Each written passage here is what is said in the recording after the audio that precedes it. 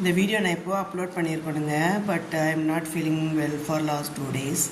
So அதை நான் இப்போ அப்லோட் பண்ணுறேன், பாருங்கள். அங்கே எல்லாமே இந்த பேலஸ் மாதிரி தாங்க கட்டுறாங்க. ஹாஸ்பிட்டல், ஸ்கூல்ஸ், காலேஜஸ் எல்லாமே இதே மாடலில் தான் கட்டுறாங்க. அது அவங்க பாரம்பரியம் மட்டுமில்லை, அந்த ஸ்டோன் யூஸ் பண்ணுறது காரணம் அந்த கோல்டு அண்டு ஹீட்டை வந்து ரெசிஸ்ட் பண்ணுமா இந்த ஸ்டோன் தான். ஸோ அதை அவங்க வந்து காலகாலத்துக்குமே அந்த இதை தான் யூஸ் பண்ணிகிட்ருக்காங்க. அதுக்கு தான் அதுக்கு பேரே கோல்டன் சிட்டி. அந்த கல் வந்து அப்படி பார்க்குறதுக்கு கோல்டு ஒரு எல்லோ கலர் சேர்ந்த மாதிரி இருக்குது, அதனால் அந்த பேர் வச்சுருக்காங்க. பார்க்க அழகாக இருக்குது. அந்த பாரம்பரியத்தை விட்டு கொடுக்காமலேயும் அந்த உள்ளே வேணால் அவங்க மாடர்னிட்டி எல்லாம் கொண்டு வர்றாங்க. பட் வெளியே பார்க்குறதுக்கு இதே மாதிரி தான் வச்சுருக்காங்க.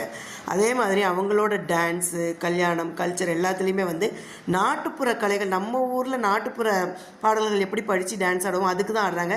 அவங்க சினி சாங்குக்கு ஆட மாட்டேங்கிறாங்க. சங்கீத்தில் மட்டும்தான் சினி சாங் ஆடுறாங்க, மற்றபடி எல்லாமே நாட்டுப்புற கலைகள் தான். அப்புறம் இந்த பேக்ஸ் இதெல்லாம் ரொம்ப அஃபோர்டபுள் பங்க, அங்கே ரேட் கம்மியாக இருக்குது. But saris too costly. Food சான்ஸே இல்லை. ஒரு வேளைக்கு ஒரு 3 ஸ்வீட் வைக்கிறாங்க. ஒரு நாளைக்கு 10 ஸ்வீட்டுங்க. 3 நாளைக்கு 30 ஸ்வீட் சாப்பிட்டோம் நாங்கள். அதுவும் வெரைட்டியாக வச்சுருந்தாங்க ஸ்வீட்ஸு. அது என்னன்னு பேர் கூட தெரியல, வாங்கி சாப்பிட்டோம். அவ்வளோ ஸ்வீட்ஸ் வச்சுருந்தாங்க. நல்லா